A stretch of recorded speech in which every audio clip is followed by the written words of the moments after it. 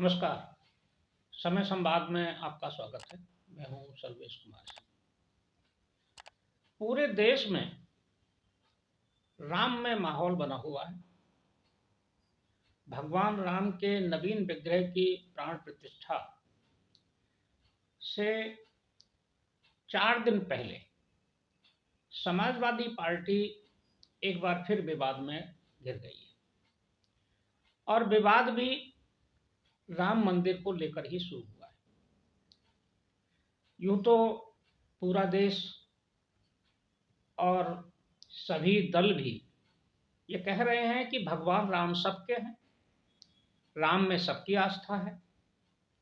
ये बात समाजवादी पार्टी ने भी कही है।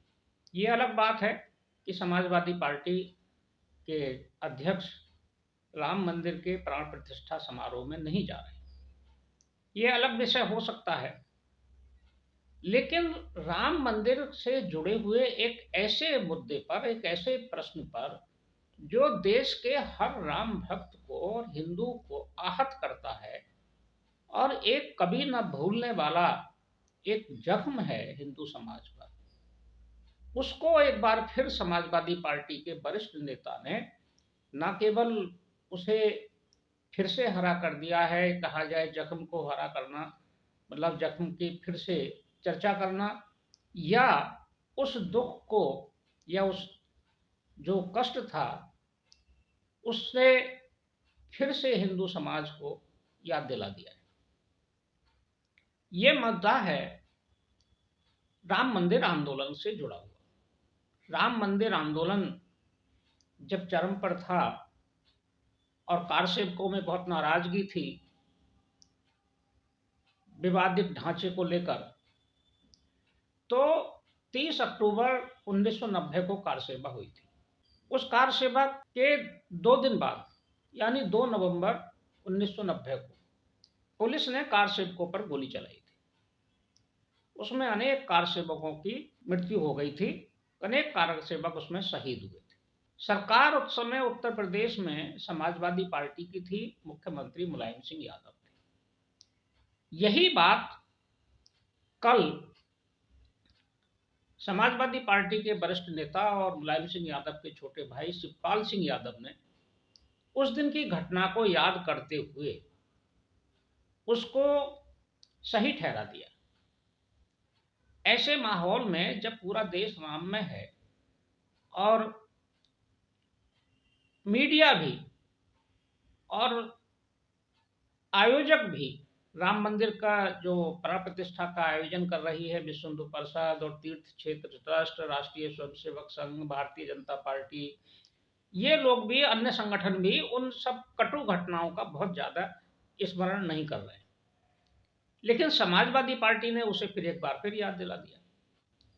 हुआ ये कि कल इटावा में समाजवादी पार्टी के शहर अध्यक्ष का एक शपथ ग्रहण समारोह था। उसमें समाजवादी पार्टी के वरिष्ठ नेता शिवपाल सिंह यादव गए हुए थे। शिवपाल सिंह यादव ने वहां पत्रकार वार्ता की। पत्रकार वार्ता में उनसे पत्रकारों ने सवाल पूछ लिया और कार सेवा की जो दौरान जो घटना हुई थी 2 नवंबर 1990 की, उस पर चर्चा की। गोली कांड जो हुआ था, गोली चलाने को लेकर उसे प्रतिक्रिया जाननी चाहिए। उसमें शिवपाल सिंह यादव ने यह स्वीकार किया कि हमारी सरकार ने, समाजवादी पार्टी की सरकार ने संविधान की रक्षा करने के लिए वहां गोली चलाई, कोर्ट के आदेश का पालन करने के लिए गोली चलानी पड़ी, क्योंकि कोर्ट ने कहा था कि यथास्थिति बनाकर रखनी है, स्टेटस बनाकर रखना है, इसलिए गोली चलानी पड़ी। ये बात उन्होंने कल वहां कही। अब इस बात को लेकर ही समाजवादी पार्टी पर हिंदू संगठन और तमाम लोग नाराजगी जाहिर कर रहे हैं और समाजवादी पार्टी को फिर निशाने पर ले रहे हैं। जो बात लगभग भुलाई जा चुकी थी उसकी पुनरावृत्ति करना समाजवादी पार्टी के लिए कितना लाभदायक होगा या कितना नुकसानदायक होगा, ये तो विश्लेषण की बात है और आगे आने वाले समय में चुनाव में इसका पता चलेगा। लेकिन कुछ लोग ये मान रहे हैं कि समाजवादी पार्टी ने रणनीतिक रूप से ये बयान दिया है, क्योंकि समाजवादी पार्टी को ये लग रहा है कि देश में जो मुस्लिम मतदाता है, जो मुस्लिम वोटर्स है, उसका रुझान कांग्रेस की तरफ बढ़ रहा है और ये वोट कांग्रेस को न चला जाए, इसलिए समाजवादी पार्टी ये जाहिर करना चाहती है कि वो मुसलमानों के साथ है। क्योंकि अयोध्या की उस घटना के बाद माना यह जाता है कि समाजवादी पार्टी उत्तर प्रदेश में मुसलमानों के समर्थन पाने वाली एकमात्र पार्टी बन गई थी और ये बात दिखाई भी दी। उसकी जो सफलता है उसमें मुस्लिमों का बड़ा योगदान रहा है।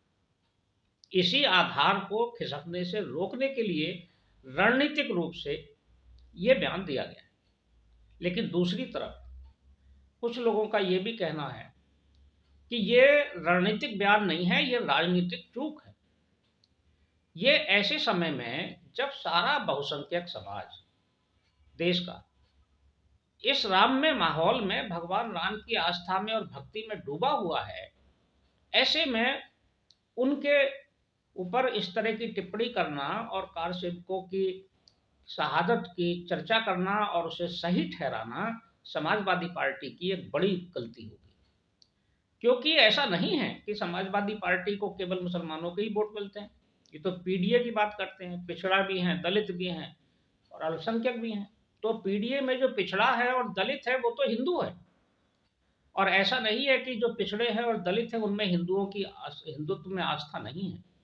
यादव समाज भी बहुत बड़ी संख्या में, और कहा जाए अधिकांश और सर्वाधिक यादव, और सभी यादव समाज, पूरा यादव समाज राम भक्त भी है। कृष्ण भक्ति के साथ साथ राम में भी आस्था है और भगवान राम के नाम पर जो लोग नाम रखते हैं अपना परिवार में बच्चों का, उसमें सर्वाधिक दलित और अनुसूचित जाति के लोग होते हैं जो राम से जुड़ा हुआ नाम रखते हैं।